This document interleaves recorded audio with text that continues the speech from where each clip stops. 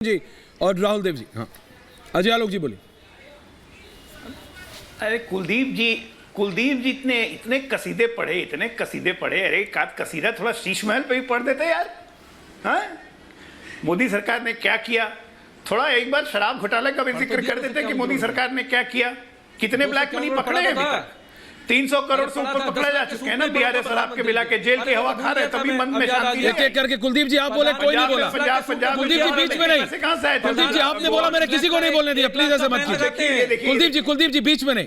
कुलदीप जी आपको जो ठीक लगा आपने बोला ना। देश के कुलदीप जी समझिए, 4 बार ड्रेस चेंज कुलदीप जी जब आपने बोला तो कोई नहीं चाहते तो वहां भी ड्रेस चेंज करके कुलदीप जी आप अपनी बात पूरी कर ली ना। जब आपने बात पूरी की फिर मैंने अजय जी के पास किया, ऐसा मत कीजिए। Thank you. एक जवाब दिला दो। कोई अरे पहले उनकी बात तो खत्म होने दीजिए। प्याज का भाव क्या है? अरे ले आए प्याज, आज निकाल। प्याज है, महंगा है। ये टमाटर है रिप्लेस्ड बाय प्याज। ओके यही मुद्दा है। ठीक है, जवाब आ रहा है। जवाब डू नॉट हैकल। अजय आलोक का जवाब फिर बोलिएगा। राहुल जी, हर्षवर्धन जी आ रहा हूं सर।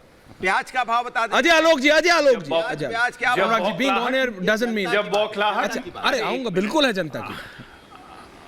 अरे एक मिनट, हरा कुर्ता आराम से। हाँ, बौखलाहट जब मन में भारी होती है ना, हाँ। तो इसी तरह से बौखलाहट में आदमी अंड बंड बोलता है, जैसे भी बोल रहे हैं। अच्छा। इतनी बात बोलते गए, मैंने बोला कि शीश महल के बारे में बोल देते, शराब घोटाला बोल देते, शिक्षा घोटाला बोल देते, स्वास्थ्य मोहल्ला क्लिनिक घोटाला बोल देते, अपना कुछ नहीं बोला। दो मंत्री जेल में क्यों है, बेल क्यों नहीं मिल रहा है, वो नहीं बोलेंगे। अरे यार आपको कौन पूछ रहा है, तो न 3 में न 13 में हो, न सत्ता पक्ष में, स्टूडियो में बैठ गए, बीच में इंटरफेयर कर रहे हैं। बोलिए आराम से, कंटिन्यू।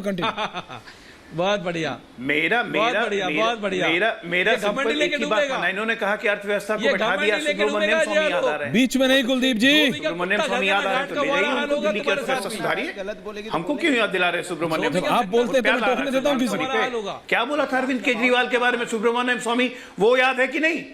सुब्रमण्यम स्वामी ने अरविंद केजरीवाल के बारे में क्या बोला था राज्यसभा में, याद दिलाऊं?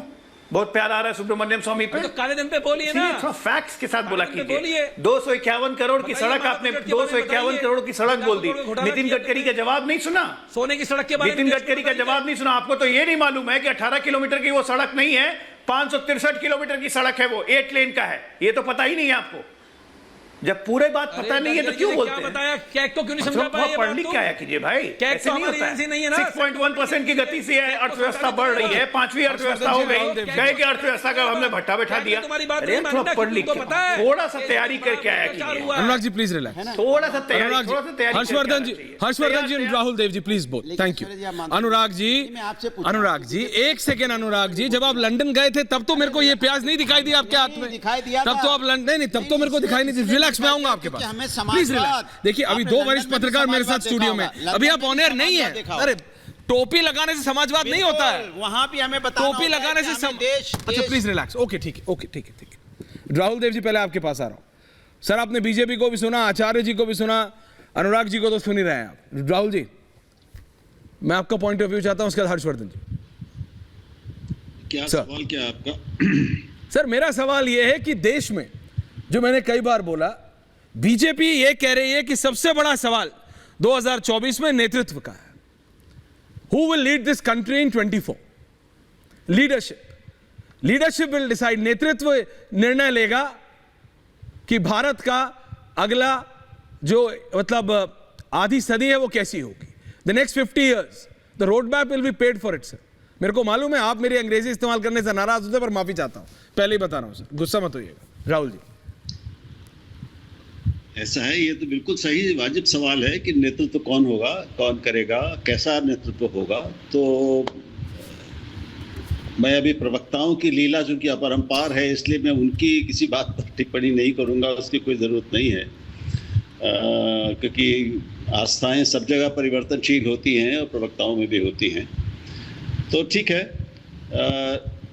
नेतृत्व में अभी जो चुनौती है वो सब बीजेपी के सामने नहीं है। जाहिर तौर पर आपने जो शुरू में सवाल उठाया था कि वो विपक्ष के, यानी जो इंडिया गठबंधन है, उसके सामने नेतृत्व को तय करने की चुनौती है, इससे कोई इनकार कर ही नहीं सकता। और उसमें शरद पवार जैसे वरिष्ठ नेताओं ने भी भ्रम फैलाने में कोई कसर नहीं छोड़ी है, और वो शायद अब भी तय नहीं कर पा रहे हैं स्पष्ट रूप से कि परिवार चाहिए या पार्टी चाहिए। तो ये है, समस्या है। और सबसे बड़ा सवाल जो इस इंडिया गठबंधन को तय करना है वो यही तय करना है, और ये बहुत महत्वपूर्ण है उनके लिए सबसे ज्यादा। इससे बड़ा कोई सवाल नहीं है। अब वो किसको तय करेंगे, क्या करेंगे, कब करेंगे, ये मैं नहीं जानता। ये उनकी अपनी आंतरिक रणनीति होगी, उनके अपनी जो उनको तय करना है। लेकिन देश की जनता के मन में भी ये सवाल निश्चय ही उठेगा और उठा हुआ है कि एक तरफ तो नरेंद्र मोदी का नेतृत्व बहुत तय है और उस पर कोई शंका किसी को नहीं है, लेकिन दूसरी तरफ उनको जो चुनौती दे रहे हैं उसको लीड कौन करेगा, उस गठबंधन को।